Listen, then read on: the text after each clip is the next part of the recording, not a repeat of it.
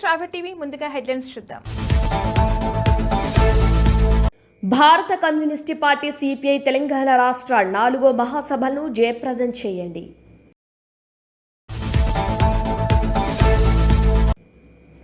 అమాయక జనాలను బెదిరించి భయభ్రాంతులకు గురి చేస్తున్న రౌడీ మూకలపై తగు చర్యలు తీసుకోవాలని డిమాండ్. ఆల్విన్ కాలనీ డివిజన్లోని పలు సమస్యలపై పాదయాత్ర చేసిన కార్పొరేటర్ వెంకటేష్ గౌడ్. అచ్చంపేట నియోజకవర్గ స్థాయి బీఆర్ఎస్ పార్టీ ముఖ్య కార్యకర్తల సమావేశం. భారత్ రాజధానిగా హైదరాబాద్ గ్రోక్ సమాధానం. చాట్ జీపీటీ సలహా నమ్మి ఆసుపత్రి పాలు. శంకర్పల్లి పురపాలక సంఘం ప్రజలకు సినీ నటుడు సునీల్ సూచన.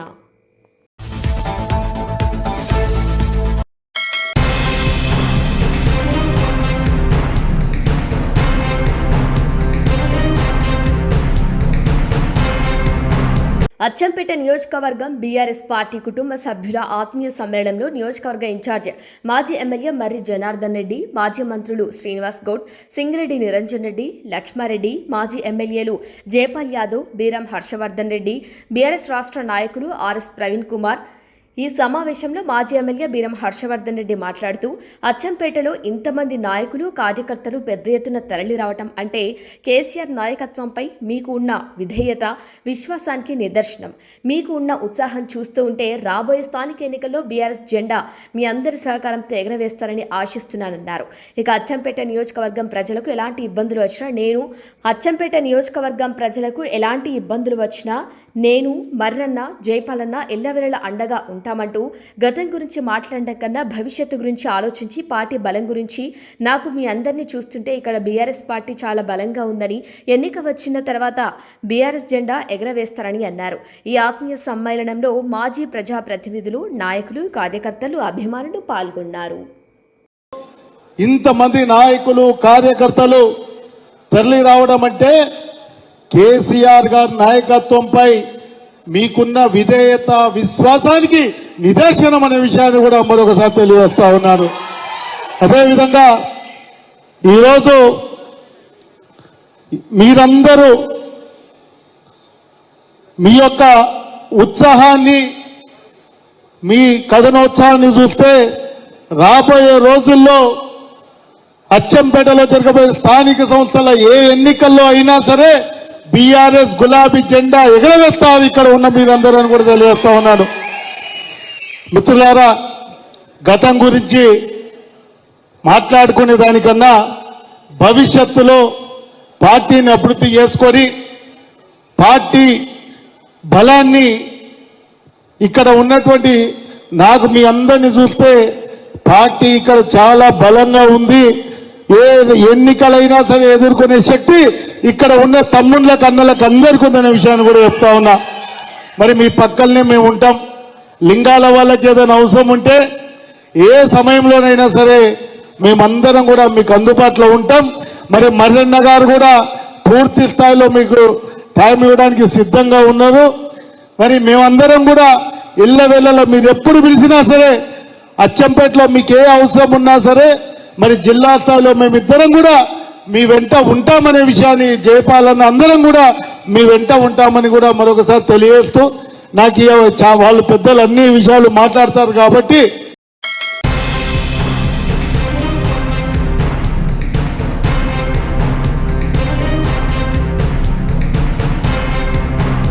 అమాయక జనాలను బెదిరించి భయభ్రాంతులకు గురి చేస్తున్న రౌడీ మూకలపై తగు చర్యలు తీసుకోవాలని డిమాండ్ చేశారు బీజేపీ రాష్ట్ర కార్యవర్గ సభ్యులు, షెల్లింగంపల్లి నియోజకవర్గ contested MLA in-charge Ravikumar Yadav.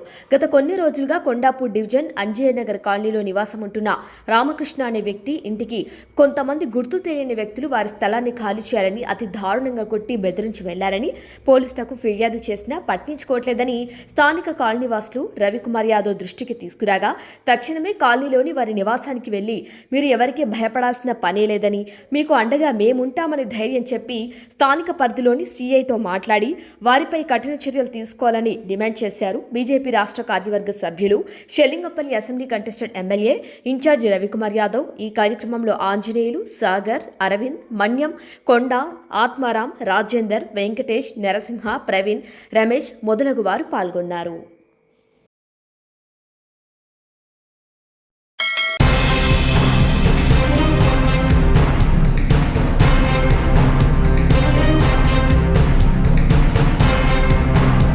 నిన్న రాత్రి కురిసిన భారీ వర్షానికి 124 ఆల్విన్ కాలనీ డివిజన్ పరిధిలోని కొన్ని కాలనీలలో వరద నీరు వచ్చి ఇబ్బందిగా ఉందని కాలనీ వాసులు శ్రీ దొడ్ల వెంకటేష్ గౌడ్ దృష్టికి తీసుకురాగా corporator Alwyn colony phase 2, Dharaninagar, NTR Nagar, Yellammabanda మొదలగు కాలనీలలో పర్యటించి జీహెచ్ఎంసీ సిబ్బందితో వరద నీరును తొలగించడం గురించి చర్చించడం జరిగింది.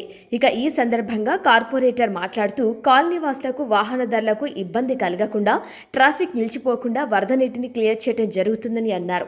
అకాల వర్షాలతో ఎటువంటి ఇబ్బందులు కలిగినా అంటే ఎలక్ట్రిక్, రోడ్డు, డ్రైనేజు, మంచినీటి ఇలాంటి ఏ సమస్యలు ఎదురైనా సరే వెంటనే సంబంధిత అధికారులకు గాని, మాకు గాని, మా కార్యాలయాన్ని గాని సంప్రదించాలని తెలియజేశారు. అదేవిధంగా వర్షాలను దృష్టిలో పెట్టుకుని లోతట్టు ప్రాంతాలపై ప్రత్యేక శ్రద్ధ పెట్టాలని జీహెచ్ఎంసీ అధికారులు మరియు డిజాస్టర్ మేనేజ్మెంట్ సిబ్బంది ఎప్పటికప్పుడు అప్రమత్తంగా ఉండి ప్రజలకు అందుబాటులో ఉంటూ ఎటువంటి ఇబ్బంది లేకుండా చూడాలని తెలియజేశారు.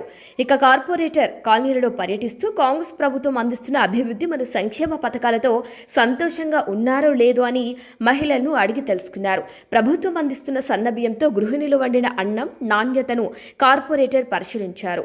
ఈ కార్యక్రమంలో సమ్మారెడ్డి, భాస్కర్ రెడ్డి, పోషెట్టి గౌడ్, ఖాజా, కలీం ప్రసాద్ తదితరులు పాల్గొన్నారు.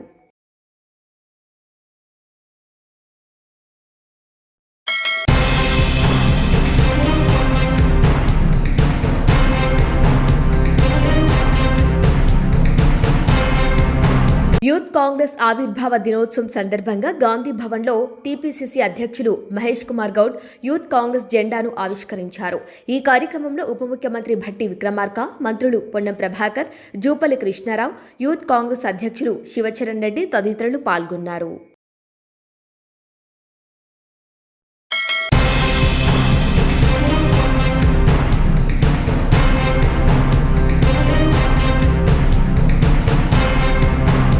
తెలంగాణ రాష్ట్ర 4వ మహాసభలు ఈ నెల 19 నుంచి 22 వరకు మేడ్చల్ జిల్లా కుత్బుల్లాపూర్ గాజుల రామారంలో జరుగు మహాసభల గోడ పత్రికను ఈరోజు షెర్లింగంపల్లి సిపిఐ పార్టీ కార్యాలయంలో మహాసభల వాల్ పోస్టర్ను విడుదల చేశారు జిల్లా కార్యవర్గ సభ్యులు సిపిఐ రామకృష్ణ.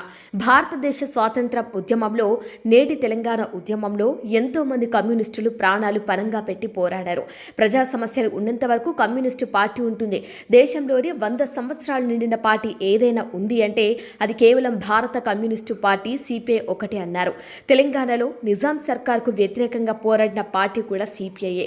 100 ఎకరాల భూములు పంచి తెలంగాణ ప్రాంతాన్ని భారతదేశంలో విలీనం చేయట కొరకు కమ్యూనిస్టులు ఎంతో క్రియాశీలమైన పోరాటాలు నిర్వహించారు. దాని ఫలితమే ఈరోజు తెలంగాణ ప్రాంతం భారతదేశంలో విలీనమైందని తెలిపారు. ఇక తెలంగాణ రాష్ట్ర 4వ మహాసభలు రాష్ట్ర భవిష్యత్తు నిర్ణయాలు చేయబోతోంది. రాష్ట్ర ప్రజలకు కావాల్సిన హక్కుల కోసం, వాటి పరిష్కారం కోసం ఉద్యమ ప్రణాళిక చేయబోతోంది. ఈ మహాసభలను విజయవంతం చేయాల్సిందిగా విజ్ఞప్తి చేస్తున్నామన్నారు. ఇక ఈ కార్యక్రమంలో సిపిఐ రంగారెడ్డి జిల్లా కె చందు యాదవ్, షెర్లింగంపల్లి నియోజకవర్గం సహాయ కార్యదర్శి కె సుధాకర్, మండల నాయకులు తుపాకుల రాములు, ఎస్ నారాయణ, సురేష్ ముద్రాజ్, రఘు, భాస్కర్, ఎం వెంకటేష్, కె కాసిం, మహిళా కామ్రేడ్ సురేఖ, ఏఐఎస్ఎఫ్ నాయకులు నితీష్ తేజ, దేవేందర్ యాదవ్ తదితరులు పాల్గొన్నారు.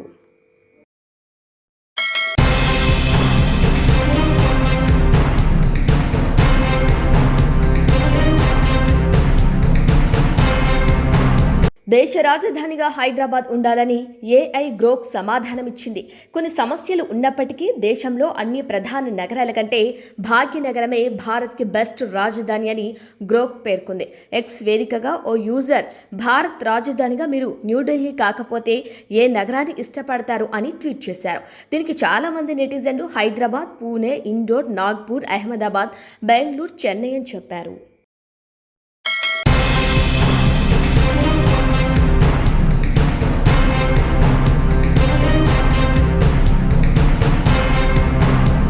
చాట్ జీపీటీ సలహా నమ్మి ఓ వ్యక్తి ఆసుపత్రి పాలయ్యాడు. ఓ వ్యక్తి ఆహారంలో ఉప్పుకు బదులు సురక్షితమైంది ఇంకా ఏముంది అని చాట్ జీపీటీని సలహా అడిగాడు. దానికి ఏఐ సోడియం బ్రోమైడ్ను సూచించింది. దాని వలన కలిగే ప్రమాదాల గురించి హెచ్చరికలు లేకపోవడంతో 3 నెలల పాటు దాన్ని తీసుకున్నాడు. కొంతకాలానికి అతని ప్రవర్తనలో మార్పులొచ్చి నీళ్లు తాగటానికి కూడా నిరాకరించడం, భ్రమలకు ఆందోళనకు గురయ్యారు.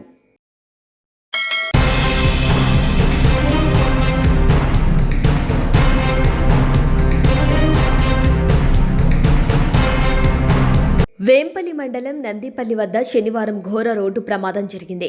ఈ ప్రమాదంలో అక్కడికక్కడే ఒక వ్యక్తి మృతి చెందగా మరో వ్యక్తి తీవ్రంగా గాయపడ్డాడు. ఆటోను కారు ఢీకొనగా ఈ ప్రమాదం జరిగినట్లు స్థానికులు వివరించారు. మృతులు టి యారామారిపల్లెకు చెందిన వారిగా తెలుస్తుంది. వారు వేంపల్లెకు వెళ్లి వస్తుండగా వెనుక వైపు నుంచి కారు అతివేగంగా వచ్చి ఢీకొట్టింది. ఈ క్రమంలోనే ప్రమాదం జరిగినట్లు స్థానికులు తెలిపారు. ఇక ఘటనపై పూర్తి సమాచారం ఇంకా తెలియాల్సి ఉంది.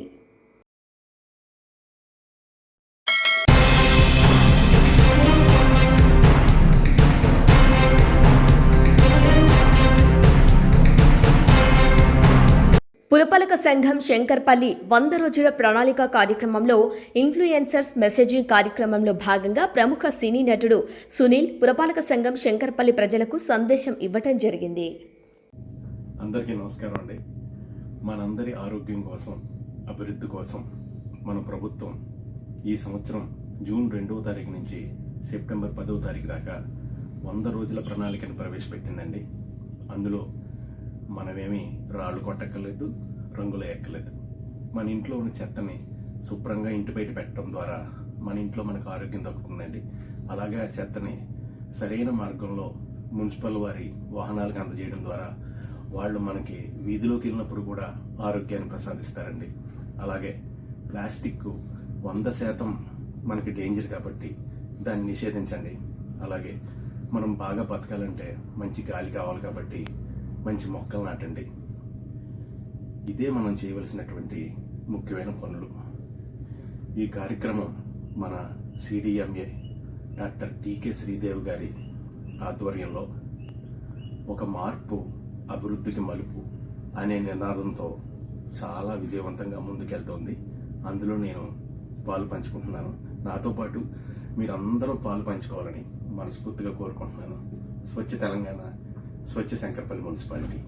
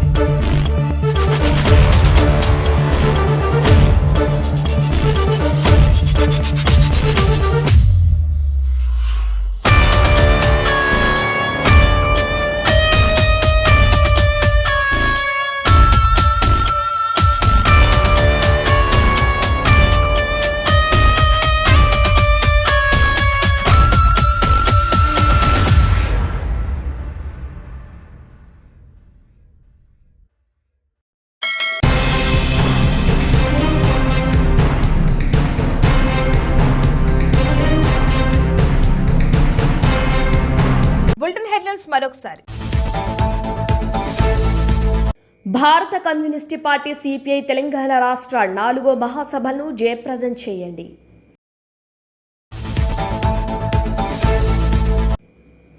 అమాయక జనాలను బెదిరించి భయభ్రాంతులకు గురి చేస్తున్న రౌడీ మూకలపై తగు చర్యలు తీసుకోవాలని డిమాండ్. ఆల్విన్ కాలనీ డివిజన్లోని పలు సమస్యలపై పాదయాత్ర చేసిన కార్పొరేటర్ వెంకటేష్ గౌడ్. అచ్చంపేట నియోజకవర్గ స్థాయి బీఆర్ఎస్ పార్టీ ముఖ్య కార్యకర్తల సమావేశం. భారత్ రాజధానిగా హైదరాబాద్ గ్రోక్ సమాధానం.